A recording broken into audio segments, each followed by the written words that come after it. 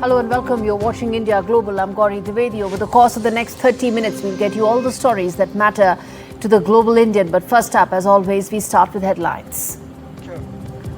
Big international story. We are tracking Iran's top cleric issues a fatwa against Donald Trump and Benjamin Netanyahu. IEA chief, meanwhile, says that Iran could resume uranium enrichment within months. Is the Middle East set for another turmoil? We decode. Trump's mega bill clears the Senate hurdle 51 to 49. How will Trump's big, beautiful bill impact the world economy and India? We tell you. Massive protests rock Bangladesh after a Hindu woman was raped. Reports suggest that prime suspect in the case, that's a local leader, Faisal Ali, is associated with the BNP. Which way the case goes and how much and how soon justice is given will be a testimony to Naya Bangladesh. External Affairs Minister Dr. Jaishankar begins a 3-day official visit to Washington. Jaishankar will join Quad foreign ministers meeting in the US.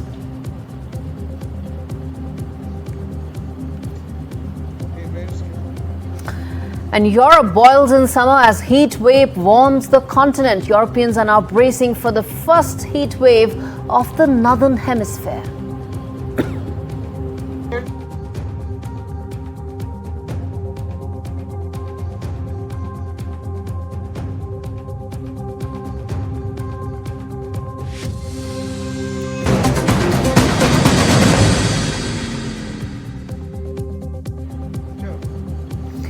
Viewers, our top story on India Global today in what comes as yet another escalation in the already simmering West Asia crisis. Iran's top Shiite cleric has issued a fatwa.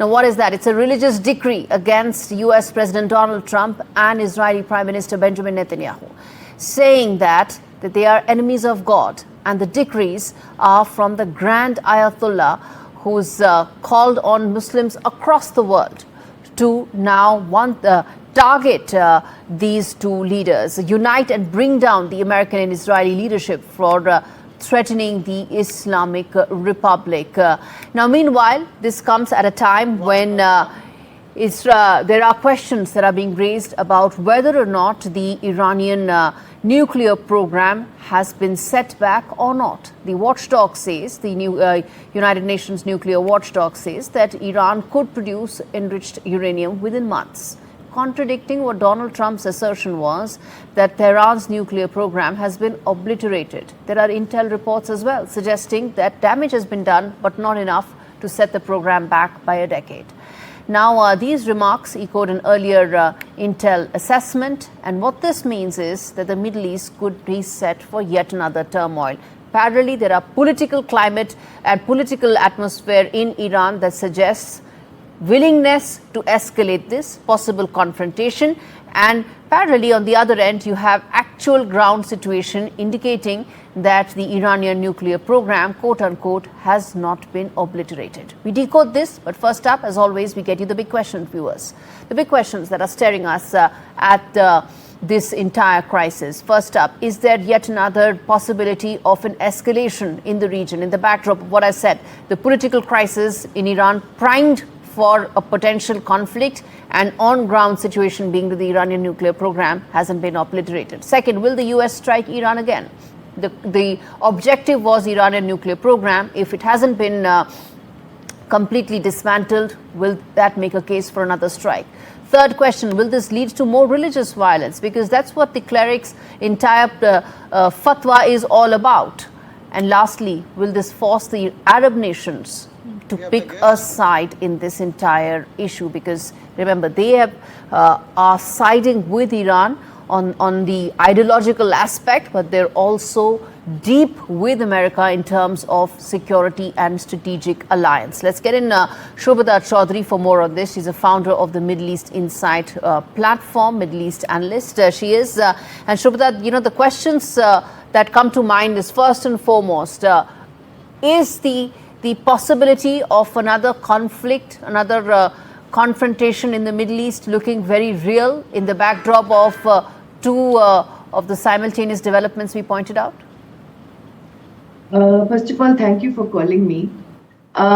If you look into the entire pattern of what is happening in Middle East since October 7, 2023, though that's not the main point of starting of all of this, but none of the ceasefires have actually been permanent.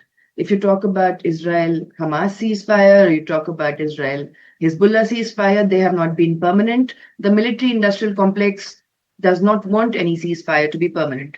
Second, as far as the 12-day war was considered, there have been 6 top generals of IDF who have been killed, 32 Mossad officers, 78 Shin Bet, the domestic intelligence agency agents, 27 Navy officers, 198 Air Force officers, 462 soldiers, 423 civilians. The damage on the Iron Dome is 11 billion. Now, coming to the first question, Fatwa is not legally binding outside of the jurisdiction of Iran. At the same This time, is not about a fatwa. No, Shubhta, this is not about the fatwa. Frankly, the Iranian cleric is addressing his domestic constituency. The question is not about the fatwa. The question is about the fact that is the region primed for another conflict, because the Iranian program still many feel have survived, and will this now act as a catalyst to double down on it, probably get to that nuclear bomb sooner than ideally they would have wanted it?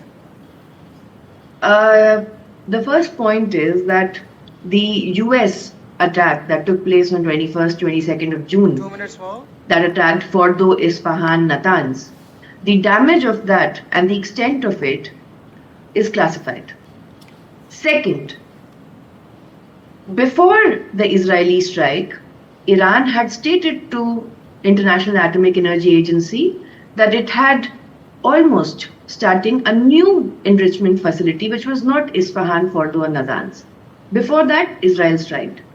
Third, right now, no one knows where is 400 kgs of highly enriched 60% uranium right now in Iran. Okay. The point here is that will it escalate? Obviously, it will, because both Israel and Iran have to answer about their own political legitimacy to their domestic audiences. That's the first reason. The second reason is that this has now, the IAEA, for example, even though Gaurie is a very distinguished diplomat, but the Iranian television channel, which is state-owned, has reported that from 2014 to 2016, he was in regular contact with Mirav Zafari Odez, who was Israel's IAEA representative. Gaurie has not talked about why JCPOA, after Trump pulling out of it, why Iran did not pull out of it, why JCPOA is not functional. Okay. Gaurie does not talk about why the Dimona facility of Israel, which has plutonium enrichment going on, which is far more dangerous and toxic than uranium enrichment. Okay. He has not condemned it.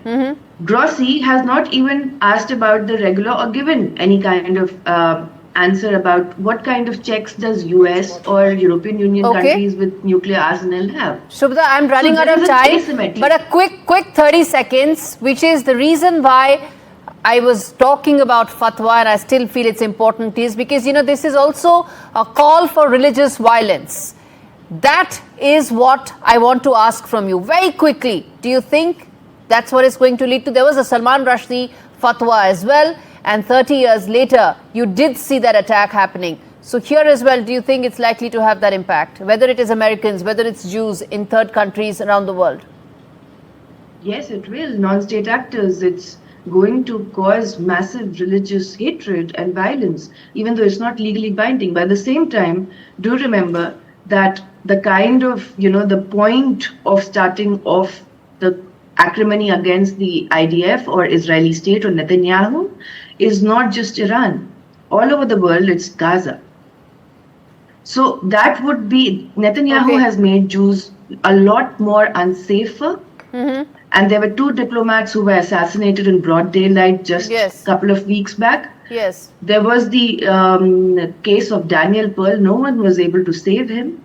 So the hatred against Jews or the violence or the rise of anti-Semitism against Jews who have nothing to do with it will rise. Okay. And all the political actors are going to use this kind of rhetoric for their own advantage. All right. Okay. I'll leave it there, Shubhda, because this conversation is more nuanced. There are several aspects to it as well. The October 7th attack, Hamas. Hopefully, we'll connect again and we'll spend more time in deliberating on all those nuances as well. But thanks so much for speaking to me. And viewers, bottom line, as far as this situation in the Middle East is concerned, is that it remains a matter of concern. American strikes on Iranian nuclear sites may have had some impact, may have set the program back, but by how much? Well, no one knows, not even the American intel, who feel that maybe not enough was done. Now, if the program has survived, it will mean a possibility of an acceleration of the Iranian program to build a nuclear bomb in record time. And Iran's ties with its regional allies will also change. They will have to pick a side, which means either they want to be on the Iranian side or the American security and strategic arc that they are a part of, they've paid for. And that is going to further make the region more unstable with more hostilities. All right, turning attention now to the latest unfolding in the US-Canada relationship. Canadian Prime Minister Mark Carney said trade talks with the US have resumed after Canada rescinded its plan to tax US technology firms. Canada scrapped its digital services tax targeting American technology firms late on Sunday, just hours before it was due to take effect. In a bid to advance those stalled trade talks with the US, Trump abruptly called off trade talks on Friday over the tax targeting American tech firms, saying that it was a blatant attack. So how do you deal with this on again, off again kind of a trade talk when it comes to Donald Trump? I guess Canada is trying to set the template that you've got to provide some concessions, even though it's unclear where the buck really stops. All right, turning attention now to more news coming in from the US. And in fact, this is going to be a very big deal as and when it comes out. That is Trump's signature bill. And let's put that out as well, viewers, when we talk about what is the kind of, and let's put that on the graphics as well that we take on the wall, which is the amount of impact that this is going to have. The big, beautiful bill that is in the Senate and it is going to be in the House as well. And that is when it's going to become a law. It is Donald Trump's signature bill. His political capital, so to say, is part of it. But what's really is this bill? First and foremost, what is it going to do to the American economy? Those numbers tell the story here. 6.7% is the GDP deficit that the US currently has. The debt is 35% of GDP, and it is set to go up to 100% by this year because of the big beautiful bill. Well, frankly, it is not big and beautiful when it comes to debt. Now, the second thing I want to talk about is the spending cuts are going to be about $1.3 trillion that are there. But the amount in terms of the tax cuts is $3.7 trillion, which means that there is going to be less money that they will be able to save, and therefore it's going to add to the debt that is there. Now let's talk about how is it going to impact the American economy. Debt is going to soar further. I told you that the spending cuts are less, the tax concessions are more, which means less revenues coming in.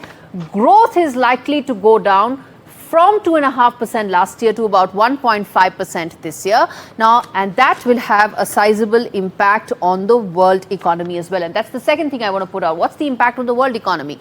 Well, if the US is going to slow down, the world is going to slow down. If US starts growing at 1.5% instead of 2.5%, the global growth engine also slows down. And you can see that America is the world's largest consumer. If it starts slowing down in terms of growth, it means it's going to consume less. If it starts consuming less, it's going to start importing less. Now, the US-India trade balance is about the trade size is about $132 billion.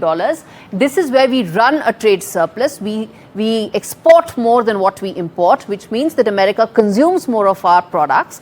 But as I said, if the American growth slows down, if they consume less, then the world economy suffers because everybody who's exporting to the US will be looking at a possibility of lower American consumption. And what does it quickly mean as far as India is concerned? Let's put that last slide out also in terms of these are some of the agreements that are put out in the signature bill. The remittance tax has been slashed down. Let's move ahead. The new fee has been imposed, and it impacts the overall F1 and green card holders as well. Let's quickly put that out for our viewers to understand. This is what the bill says. But the larger impact, viewers, that I told you was that because of that big, beautiful numbers that are there in it, it's going to have a cascading impact on the American economy. And if it slows down, it brings with it the world economy, and that includes India as well. So that I told you was what some of the aspects of the world economy and the American economy are concerned. But on that note, viewers, we're going to slip into a very short break, come back with more news on the other side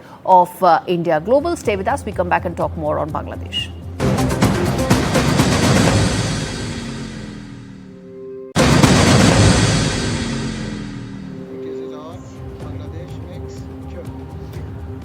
Viewers, it's now time to once again take a look at what's happening as far as Bangladesh is concerned. Yet another day, another instance of brutal attack as far as the minorities are concerned. A brutal rape of a Hindu woman took place by radical groups in Bangladeshi political system, and it is now alleged that they have links to the political class as well. Students from Dhaka University organized massive protests condemning the rape, while residents of its Jagannath Hall dormitory dedicated for minority community students took out processions calling for justice. Now, in the midst of all this, there is no clarity as to what could be the next course of action, even as it seems that the police has swung into some sort of an effort to be able to identify the next course of action. There are some reports indicating that the victim may be pressurized to take back her complaint as well. But the larger question that remains, and I'm going to get in Faisal Mahmood to talk on this in terms of the collapse of the law and order machinery, and more importantly, the systemic failure to address the minorities and their concerns. Faisal is a press minister at the Bangladesh High Commission. Faisal, I will give you all the time because at the end of the day, this shocking case that has come to light, as it's soul shattering at so many levels, that one woman was completely she was helpless, she was raped, and there were 4 men who actually filmed that entire horrific case and circulated it on social media. How soon do you think this case should be solved for it to act as a lesson to all those who are trying to target minorities? Thank you, Gaurie. Let me say one thing first, like regardless of any other aspect of the whole thing, like whether any rape occurred or the nature of the relationship between the parties, the digital dissemination of women's naked image is a brutal, clear-cut offense. And I'm using this platform of yours to issue my unequivocal condemnation to the incident. You know, the Bangladesh police has swung into action and arrested 5 people in connection with the incident. But the whole incident seems very vague, and there is no conclusive evidence that the woman was raped. Because, you know, there are stories surfacing on the local media that the women might have had relationship with one other person, and it was a case of, you know, political vendetta. And I mean, your news mentioned about one party, BNP, but it was later proven that those persons were actually affiliated with, you know, Awami League. But again, forget all these things, that the whole issue about, like, you know, circulating a woman's naked image, obviously against her consent, and the whole thing about like beating her is completely, as I said, like I offer my unequivocal condemnation on the incident. Faisal, you raised 2 very important points, and the reason why I didn't interrupt you is because I wanted you to complete for the viewers to also understand what you said, which is that you are alleging that there was not a rape here and there was political vendetta. Do you think such allegations undermine the cause of women's safety at the end of the day? That's what you're doing. Probably. But, you know, I personally talk with the police officers there, because since it involved with a minority lady, and obviously it doesn't bode well for our country as an image, because, you know, the minorities are not feeling full confidence on this interim government after August 5th. So it is our responsibility to protect the minorities. So that's why I personally talk with the police officers there. And, you know, the police officers gave me this sort of like, because the case is still undergoing and the 5 people are being arrested. But they told me that it's probably not a cause of rape. The full I mean, the full incident will come to the fore after the investigation is conducted, but it was probably, it was a political vendetta. The woman was having an affair with another person, and a group of people sort of like staged the whole thing to gain some political brownies. But again, regardless of the incident, regardless of everything, the whole incident was horrific, and I think there was a rage in Bangladesh among the common sensible people that a woman's naked video and beating her, be it minority or minority, cannot be circulated in the social media. It shows that Faisal, I'm going to leave it there. The situation is really under stress. I'm going to leave it there, but I'm going to keep following up on this case, and we're going to keep chatting, hopefully to be able to then talk about speedy justice being given as far as this case is concerned. Faisal Mahmood joining us on that story. Bottom line, viewers, is that this shocking case has become a flashpoint for larger demand for justice and equality for Hindus and other minorities in Bangladesh. The government needs to address the systemic failures that allow such crimes to continue with complete impunity. And this case is a litmus test for Bangladesh's commitment towards women's safety and protection of minorities under Mohammad Yunus's watch. The world is watching, and if the Nobel laureate will provide justice or not is what they are really watching right now. All right, turning attention now to the other story that we are talking. Well, there's a heat wave that is continuing in large parts of Europe, and authorities are now coming out with health warnings to make sure that the southern Spain, which is one of the worst affected regions, is being able to cope with this better. Temperatures are in mid-40s that have been recorded in Seville and neighboring areas. That's the extent to which one may say global warming is taking place, or other factors that have led to Europe actually witnessing unprecedented heat waves.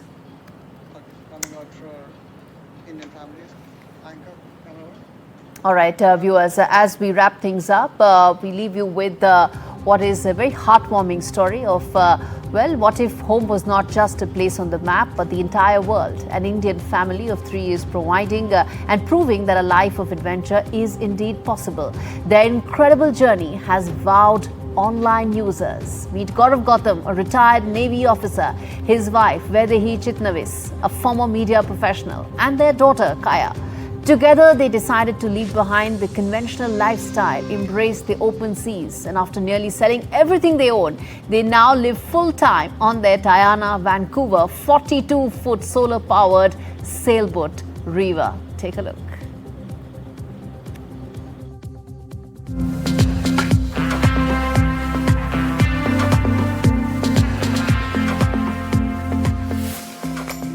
So let's give you a glimpse of what our home looks like.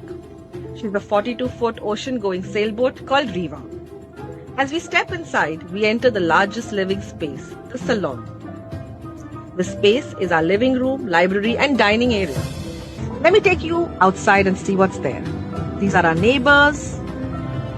This is our backyard. And this is us.